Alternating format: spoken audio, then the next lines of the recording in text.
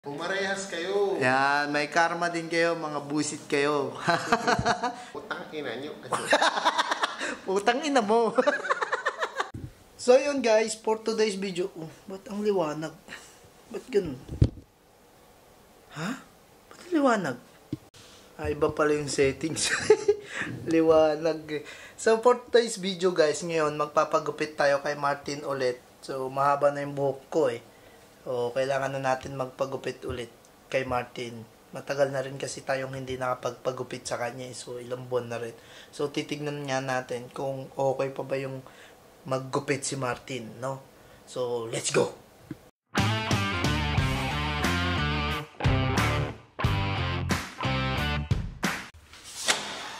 Boss! Lodi! Paggupit na tayo ulit kay Martin. Uy, happy birthday, Paps. So, dito tayo ngayon sa original na bahay namin, guys. 008, oh. So, si Martin kasi lumipat na siya. Introvert na daw siya ngayon, eh. So, mag-isa na lang si Martin sa bahay nila ngayon. Ay! Abang tao dito? Abang tao dito, guys. Abang tao. Oh, yun! So, okay na. Sakto naman yung baba ko. I-ano natin sa may bandang ano ng camera para hindi halatang mahaba. So, yun guys. Welcome back to my channel. Uy! Uy! Let's go. So, matagal na rin tayo hindi nakapagpagupit kay Popsi, no? Taon na rin. Buwan na rin, buwan na rin. Kasi, bakasyon. Bakasyon kasi si Popsi. Tapos, ano, nagpakasal. Tapos... Uy, hindi pa ba nagpapakasal?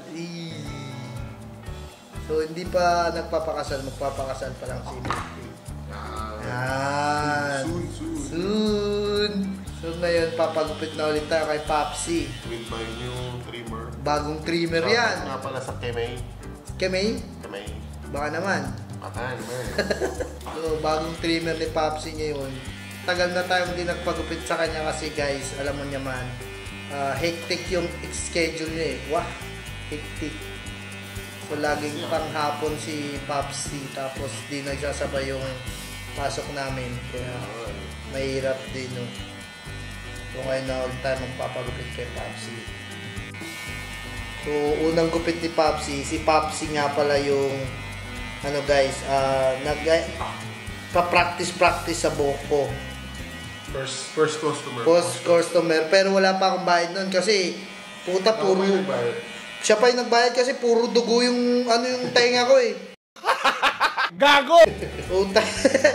So ngayon okay na si Popsi ngayon maggupit. So syempre kailangan magbabayad na tayo, Popsi. Libre pa rin pag gusto lang. Libre pa rin pag gusto lang pag walang-wala ka. Eh ngayon guys, sumahod na kami. Uy! Salary came. Salary came.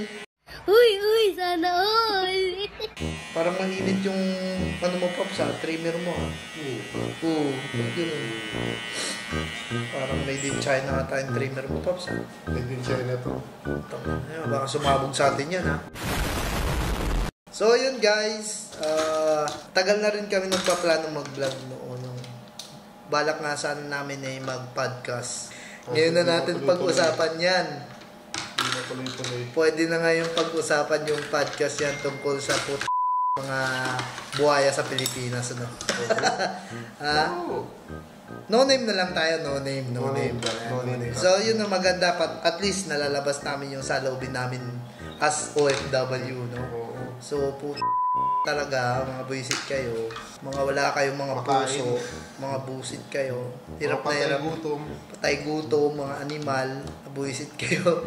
Nasahod lang namin dito, sabihin na natin average 30 kyaw, bawas na yun pagdating sa Pilipinas. Pag pinadala sa Pilipinas, sasamahan nyo pa ng tax nun. Tapos kukurakutin nyo lang, cooking ina nyo. So mga busit kayo, lahat na lang ng pagkagastusan sa Pilipinas, lalagyan nyo ng tax. Bibili lang ng ano sa grocery, may tax. Bayad ng kuryente, may tax. Bayad ng ano. Tapos kukurakutin nyo lang mga ano. Saan mo nararamdaman ng normal na Pilipino? Health facility, wala. Substandard pa. Substandard pa. Yung gagawan nyo ng ano, yung kalsada. Ayos naman yung kalsada. Bubutasin nyo. bubutasin ko yung mga utak ninyo eh. Minimal kayo. Ngayon, wala pa rin nakukulong Pops, no? Wala pa rin. Ganyan kasi sa Pilipinas eh. Patagal na patagal hanggat magkasakit na yung mga buhaya. Tapos tangina gagastos sa sa ibang bansa gamit yung pera ng Pilipino. Ang galing! Ang galing! Nagpapakasasa kayo sa Pilipino.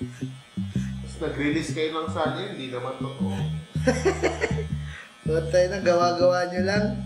Siguro kaya yung sinunog yung DPWH eh. Ano yun? Sabotahe yun, pre? Computer sumabog. Yung computer ko nga, isang linggo, hindi ko pinapatay, hindi sumasabog.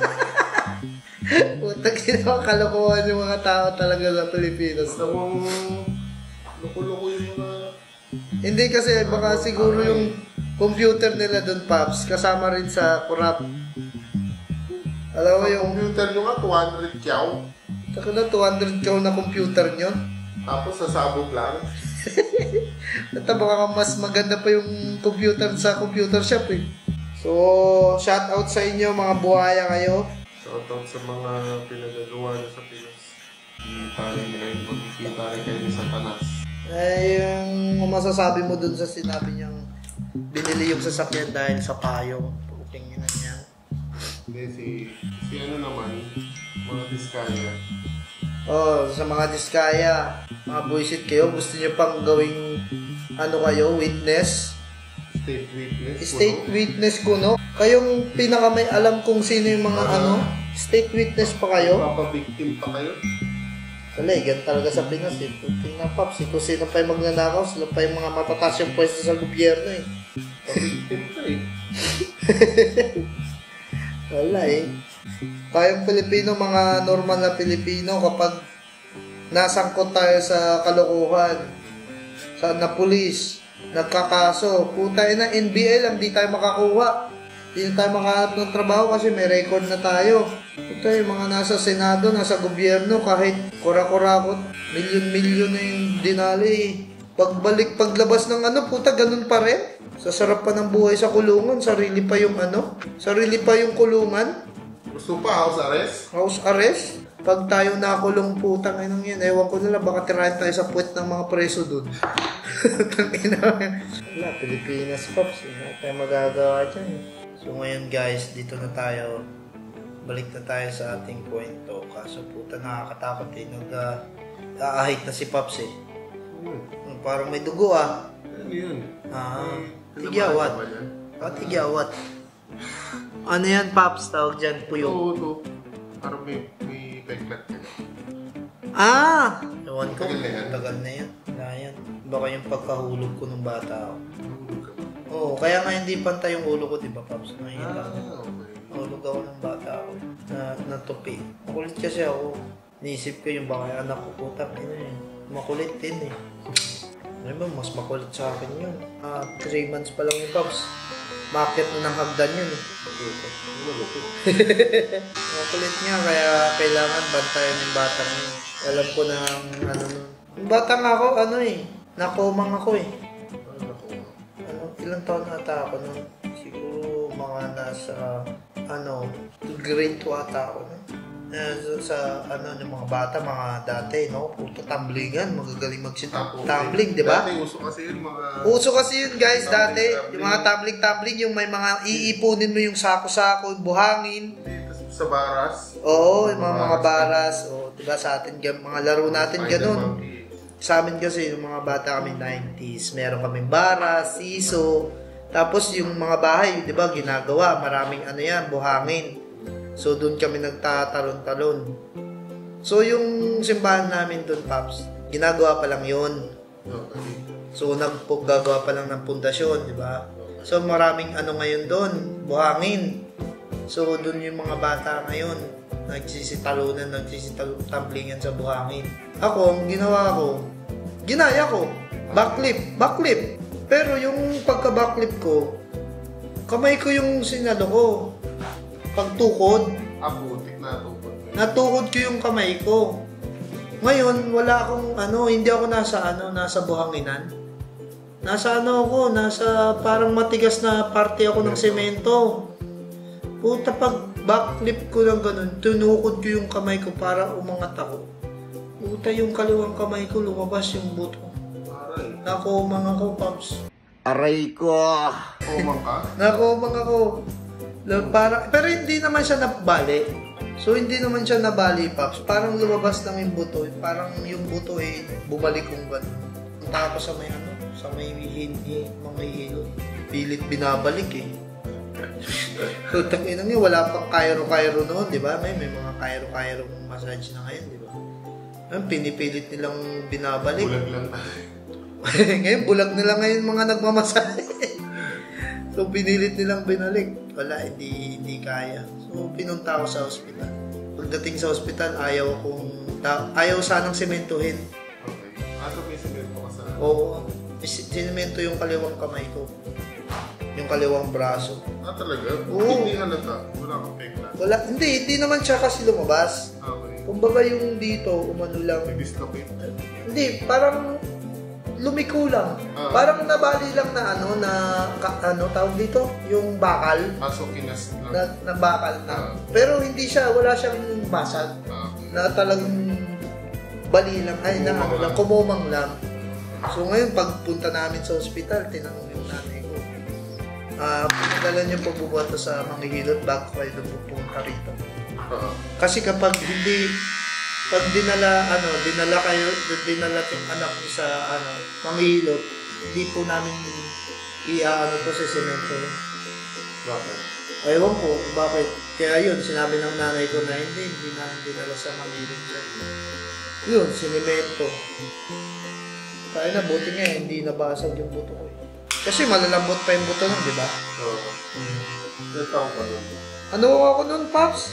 Grade 2 siguro. Bata pa ako nun. Grade 2. Kasi hindi naman ako pwedeng nung grade 3. Grade 3, nakoperahan na ako appendicitis eh. Operahan na ako appendicitis kasi nga daw, kapag kakain tapos tatakbo, hindi ka pa natutunaw, doon daw na yung appendicitis. So ako, pag kakain ko, talagang laro kagad ako eh. Huwag kayo iiyak. Tako sa labas, laro, Julin, text, tago-taguan, lahat ng laro na ko eh. Tumbang preso, lahat na, puta, pati Chinese garter, pinatos ko eh. Ang galing! Ang galing! Oy, so yun guys, share lang, finishing touches na siya. Di pala natin na-videohan yung before tsaka after. So i-throwback na lang natin yung video kanina. Throwback na natin yung dati mong video sa akin. Yeah! Kakalkaling ko pa. Napakatagal na nun. Okay na, Paps. Uy! Tawag na. Napakaangas. Diba? Ano natin to? Hindi, okay na yan, Paps. So yun guys, okay na yung buhok natin. Trim na trim lang. Yeah! Yeah! Invest kayo sa gold. Uy, gago, mahal nga pala ng gold yan, no? Tang-ilang yan. Tapos buburautin lang ng mga kurakot. Utang ina nyo. Putang ina mo. Pwede yan, Paps. Pwede yun. Puking ina nyo. Blip mo na lang. Blip? Pwede yun. Hindi tayo mag-blip dito. Mga puking ina nyo, mga kurakot kayo. Mga buhaya. Mga buhaya kayo, ha? Buisit kayo. Mga greedy sa buhay. Yan. Pumarehas kayo. Yan. May karma din kayo. Mga buisit kayo. Sa mga batang nanonood, ha? Gabayan kayo ng mga magulang nyo. Pero, puking ina nyo, mga buraot.